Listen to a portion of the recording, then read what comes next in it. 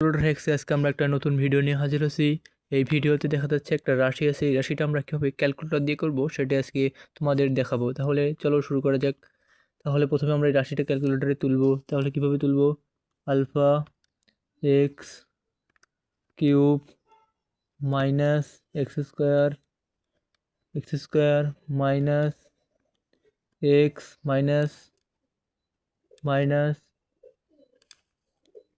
1/16 1/60।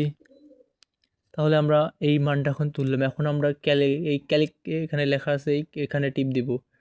এখানে টিপ দিলে আমাদের কোনো মান আসে না, এটা আমাদের ওয়ান, এই আমার ওয়ান, এটা আমি আগে তুলছি জন্যে আসছে। দেখো এখানে হোয়াট মানে এক্সের মান চাচ্ছে। এক্সের মান আমাদের কি আছে এখানে? -1/2। তাহলে আমরা এক্সের মানটা তুলি -1/2। তাহলে এখন আমরা ইকুয়ালের যদি আমি টিপ দিই তাহলে মান আসে কি 0.0625। দেখো আমাদের অপশনে কিন্তু কোনো 0.0625 নাই, এখানে আমাদের ডিভাইডেড আছে, মাইনাস আছে আর ডিভাইডেড আছে কয়েকটা। তাহলে আমাদের এখন কি করতে হবে? তাহলে দেখো এখানে এ বি ভাগ এখানে একটা সি আছে, তাহলে আমরা এখন এই জায়গায় টিপ দেবো। তাহলে এই জায়গায় টিপ দিয়ে আমাদের কী আসতেছে 1, এখানে যে চিহ্নটা দেখতে পাচ্ছ এটা ডিভাইডেড। তাহলে আমাদের 1/16। তাহলে দেখো আমাদের অপশনে কোথায় 1/16 আছে? এই গ নাম্বারে, এই গ নাম্বারে। তাহলে আমাদের গ নাম্বারটাই অ্যান্সার।